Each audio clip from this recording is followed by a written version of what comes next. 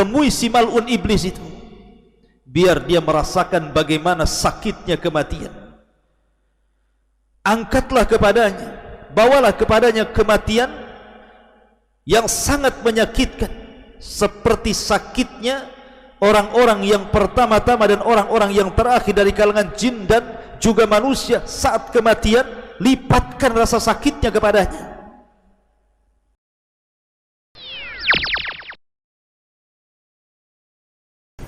Bismillahirrahmanirrahim. Bismillahirrahmanirrahim. Assalamualaikum warahmatullahi wabarakatuh. Alhamdulillah wassalatu wassalamu ala Rasulillah wa ala alihi wa sahbihi wa mawalah wa la hawla wa la quwata illa billahi wa ba'du. Ma'asyiral muslimin yang dimuliakan Allah Subhanahu wa taala. Alhamdulillah, segala puja dan puji hanya milik Allah Subhanahu wa taala. Salawat dan salam kita aturkan kepada Nabi kita, Nabi besar Muhammad sallallahu alaihi wa ala alihi wasallam.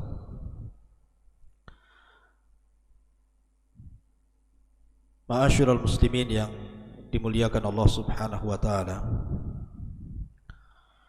Alhamdulillah, di malam hari ini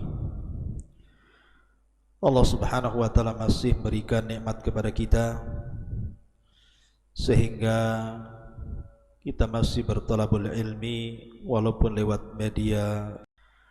Dan pembahasan di malam hari ini kita akan membahas bagaimana kondisi saat wafatnya iblis laknatullah alaihi. Ma'asyiral muslimin yang dimuliakan Allah Subhanahu wa taala. Kita tahu bahwa iblis adalah musuh kita semuanya. Sejak Adam diciptakan, kemudian Allah Subhanahu wa taala merintahkan iblis untuk sujud kepada Adam, dan iblis pun menolak. Sehingga Allah Subhanahu wa taala katakan, ma mana'aka an tasjuda lima khalaqtu biyadi. Apa yang mencegahmu wahai iblis untuk sujud kepada makhluk yang aku ciptakan dengan tanganku? Maka iblis kemudian mengatakan, ana khairu minhu khalaqtani min nar wa khalaqtahu min tin. Karena aku lebih baik, aku diciptakan dari api sementara kau ciptakan dia dari tanah. Sejak itulah maka permusuhan iblis dengan Adam dan anak cucunya akan terus berlangsung sampai hari ini, bahkan sampai kiamat dibangkitkan. Bahkan diriwayatkan oleh Abdullah ibn Ahmad di dalam Zawaid Az-Zuhdi dari Salam ibn Miskin, dia mengatakan, Su'ila al-Hasan, maksudnya Hasan al-Basri rahimahullahu ta'ala, ya Aba Sa'id, hal yanamu iblis? Wahai Aba Sa'id, maksudnya di sini kunyah Hasan al-Basri rahimahullahu ta'ala, pemimpin para tabi'in, apakah iblis itu tidur sama dengan kita manusia? Maka Hasan al-Basri mengatakan, lau nama lawajadna lidzalika raha. Sekiranya iblis itu tidur, tentu kita akan beristirahat walaupun sejenak. Artinya menurut Hasan al-Basri rahimahullahu ta'ala, bahwa iblis itu tidak tidur. Di antara dalil yang menunjukkan bahwa iblis itu tidak tidur adalah Hadis yang dikeluarkan Imam Ahmad dari Jabir ibn Abdullah radhiyallahu an, Nabi sallallahu alaihi wasallam bersabda bahwa singgasana iblis itu berada di tengah lautan, dan iblis setiap hari, bahkan setiap waktu, mengutus sarayahu, tentara-tentaranya, yaftatinuna nas, mereka berusaha memfitnah manusia, fa'adhamuhum indahu manzilatan a'dhamuhum fitnatan linnas, dan pasukan yang dianggap mulia di mata iblis adalah yang paling besar fitnahnya bagi manusia. Maka setiap waktu iblis memanggil tentaranya dan mengatakan, apa yang sudah kau lakukan kepada manusia? Maka pasukannya mengatakan, fa'altu kadza wa kadza, aku sudah melakukan ini dan itu, aku sudah menggoda si fulan sehingga meninggalkan salat, aku sudah menggoda si fulan sehingga meninggalkan puasa Ramadan, aku sudah menggoda si fulan sehingga dia tidak haji, dan begitu seterusnya. Tiba-tiba iblis mengatakan, ma sana'ta syai'an, kau belum melakukan apapun. Tiba-tiba kemudian datang satu tentaranya dan mengatakan, qad farraqtu baina ar-rajuli wa baina imratihi, aku sudah membuat antara suami istri bercerai-berai. Maka tiba-tiba iblis kemudian berdiri mengambil hadiah berupa piala di kepala, kemudian dia pun mendekati orang itu dan meletakkan piala di atas kepalanya dan mengatakan, ni'ma anta, sebaik-baik pasukan yang kukirim adalah dirimu. Artinya bahwa iblis tidak tidur, terus saja dia mengutus pasukan. Makanya menurut pendapat Hasan al-Basri, lau nama lawajadna lidzalika roha, kalau seandainya iblis itu tidur, tentu kami akan mendapatkan istirahat walaupun sesaat. Walaupun pendapat ini ada yang membantah, karena tidak tidur dan tidak mengantuk itu adalah sifat Allah Azza wa Jalla. La ta'khudhuhu sinatun wala naum. Tetapi ini masalah khilaf di antara para ulama, wallahu a'lam. Tapi yang jelas bahwa iblis sebisa mungkin dengan berbagai macam cara, metode, dengan mengerahkan seluruh pasukannya menggoda kita anak Adam supaya menjadi pengikutnya dan sama-sama masuk ke dalam jahannam, na'udzubillah. Ma'asyiral muslimin yang dimuliakan Allah Subhanahu wa ta'ala. Tetapi bedanya iblis dengan kita, kalau iblis itu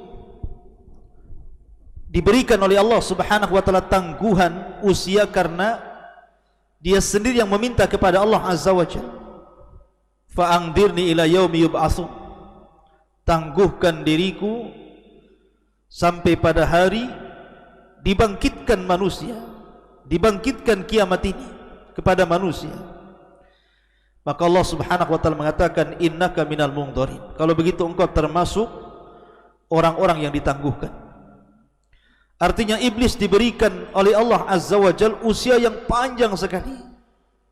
Berbeda dengan Adam dan anak turunannya, dibatasi usianya. Ma'asyiral muslimin yang dimuliakan Allah Azza wa Jalla. Lalu bagaimana iblis mati? Kapan dia mati? Bagaimana kondisi dia mati? Bagaimana malaikat maut mencabut nyawanya? Bagaimana dia merasakan kematiannya? Ma'asyiral muslimin yang dimuliakan Allah Azza wa Jalla. Ahnaf ibn Qais suatu ketika datang ke kota Madinah. Dia hendak menemui Umar bin Khattab radhiyallahu anhu. Tiba-tiba dia melihat ada halaqah yang sangat besar, banyak orang yang duduk di situ. Ternyata di halaqah itu yang sedang berbicara adalah Ka'ab al-Akhbar, sedang berbicara di hadapan manusia. Maka Ahnaf ibn Qais pun ikut duduk di halaqah itu. Kemudian dia mendengarkan apa yang dikatakan Ka'ab al-Akhbar radhiyallahu anhu. Dia mengatakan, Lama hadara Adam al-wafat, ketika Nabi Adam alaihi salatu wassalam menjelang wafatnya, dia mengatakan, ya Rabb, syayasmatu bi aduwi idza ra'ani mayyitan wa huwa mundaru ila al-waqtil ma'lum. Ya Rabb, tentu musuhku akan senang, akan bahagia apabila dia melihat diriku meninggal dunia sementara ditangguhkan usianya sampai waktu yang ditentukan dirimu.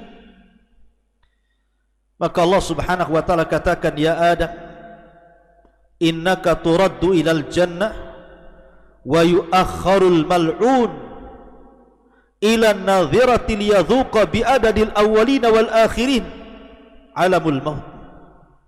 Wahai Adam, tenang saja, kematianmu engkau akan langsung masuk ke dalam surga. Akan tetapi si mal'un, si iblis itu akan diakhirkan sampai batas waktu agar dia merasakan sakitnya dengan jumlah orang-orang yang pertama dan yang terakhir. Bagaimana orang-orang itu merasakan kematian, itulah yang akan dirasakan iblis. Kemudian Adam mengatakan kepada malakul maut, sifli kaifa tudhikuhul maut, sifatkan kepadaku bagaimana dia merasakan kematian. Falamma wasafahu, ketika malakul maut mensifatkan kepada Adam bagaimana kematiannya, maka Adam mengatakan, Rabbi hasbi hasbi, cukup ya Rabb, cukup ya Rabb.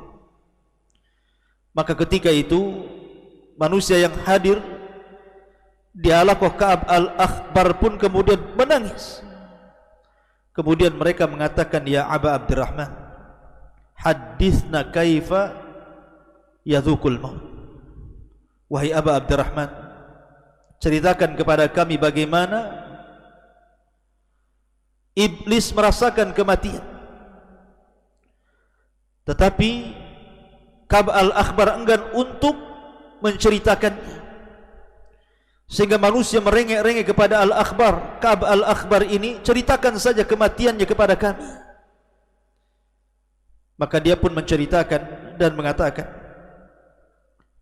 idza kana akhirud dunya wa qarubatin nafkhah fa idzan nasu qiyamun fi aswaqihim wa hum yatakhasamun wa yattajirun wa yatahaddatsun id bihaddatin azimatun yus'aku fiha nisfu khalaiq fala yafiquna minha miqdara thalathati ayyam wa nisful baqi minan nas tadhalu ukuluhum fayabkuna madhushina qiyaman ala arjulihim kal ghanami al fazi'ati hina tarassabuan.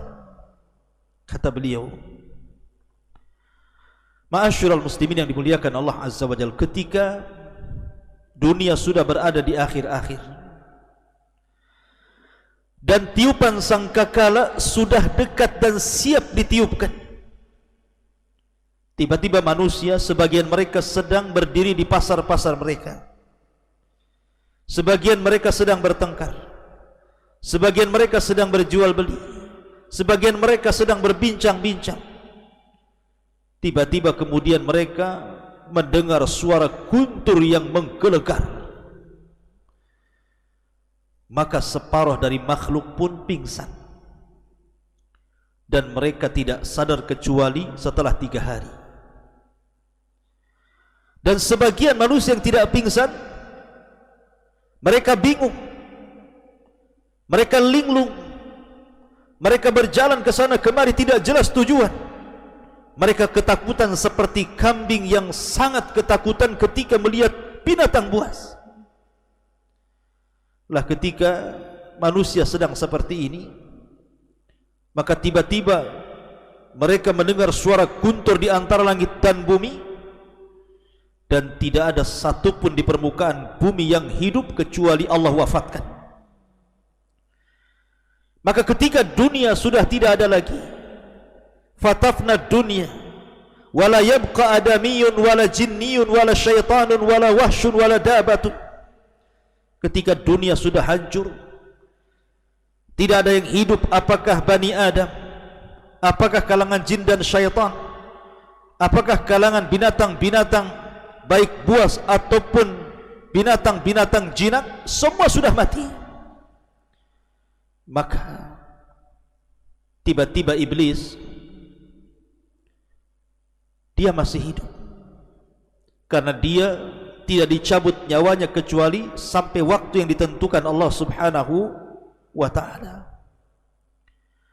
Apa yang terjadi dengan iblis? Maka Allah Subhanahu wa ta'ala berfirman kepada malakul maut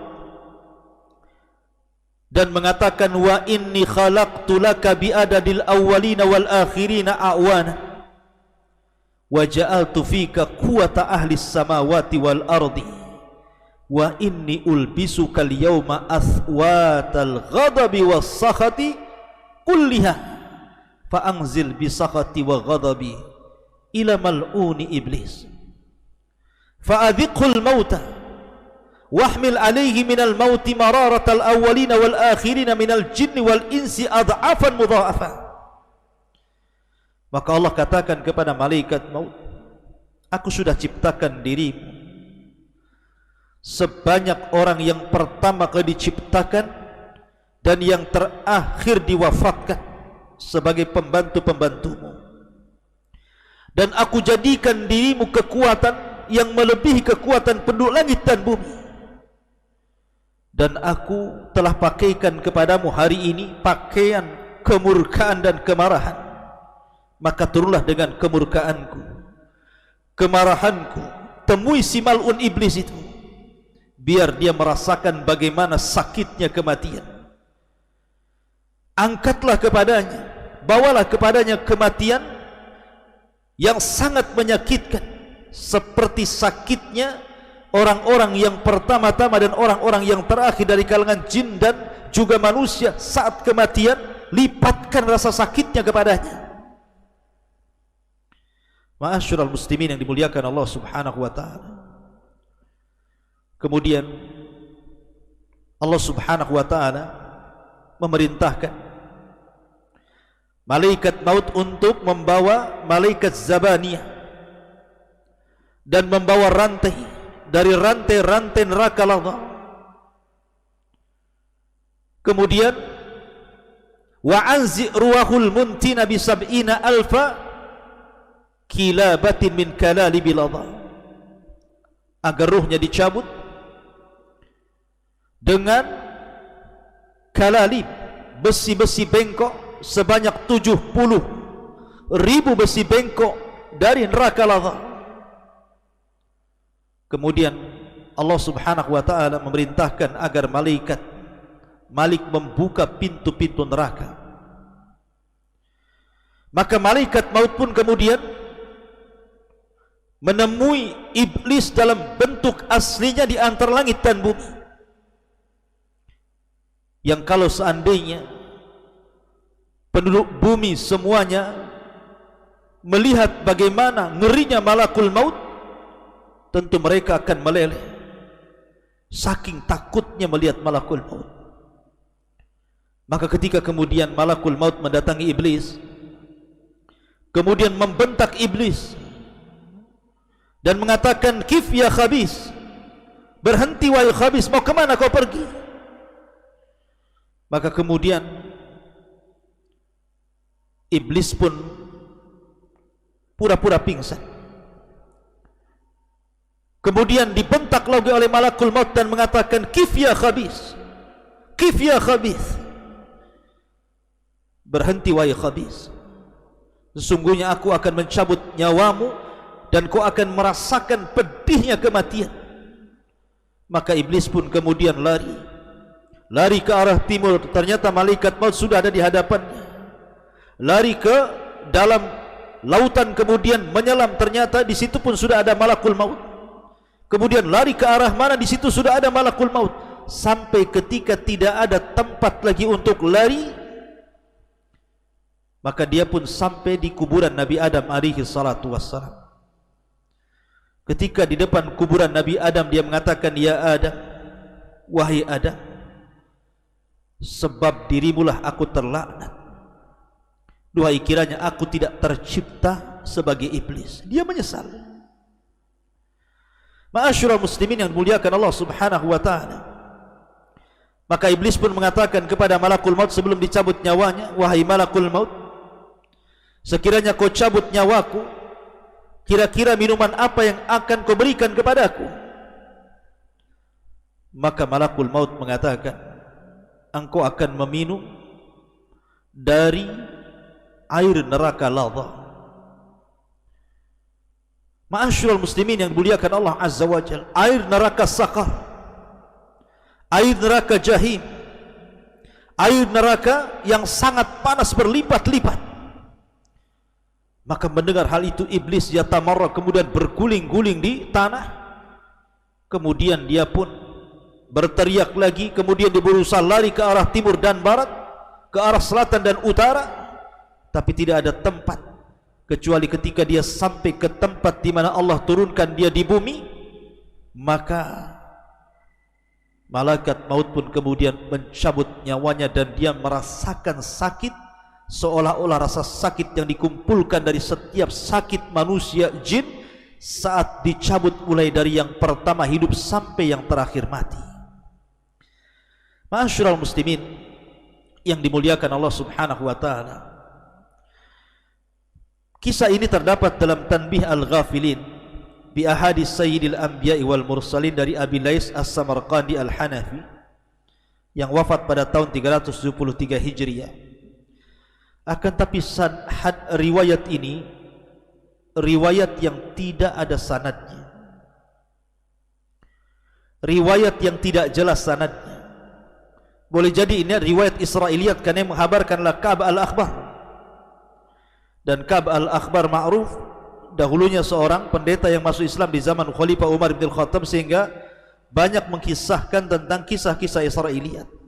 Artinya tidak bisa dijadikan hujah tentang kisah ini, karena para ulama ketika mentafsirkan hadis, mentafsirkan Al-Quran ila yaumil waqtil ma'lum, bahwa iblis itu akan diwafatkan sampai waktu yang ditentukan. Sebagian mereka mengatakan bahwa hari itu adalah hari kebangkitan pada tiupan yang kedua, iblis baru diwafatkan.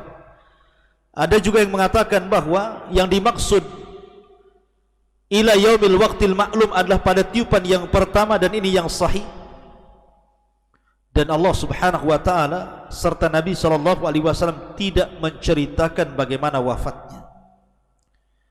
Sebagaimana dijelaskan banyak ahli tafsir, di antaranya pendapat jumhurul ulama ketika mentafsirkan ila yaumil waqtil ma'lum ai ila nafkhatil ula, sampai kepada tiupan sangkakala yang pertama ketika manusia dibinasakan, jin dibinasakan, malaikat juga dibinasakan, maka iblis juga dibinasakan. Lalu bagaimana wafatnya? Wallahu a'lam. Apakah seperti yang saya kisahkan tadi? Maka saya katakan kisah yang tadi saya ceritakan itu adalah kisah Israiliyat yang tidak bersanad. Maka kita katakan wallahu a'lam. Bagaimana wafatnya wallahu a'lam. Yang jelas Allah Subhanahu wa taala lebih paham dan lebih tahu bagaimana dia mencabut nyawa iblis laknatullah alaihi.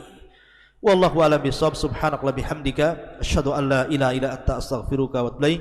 Allahu ta'ala. Assalamualaikum warahmatullahi wabarakatuh.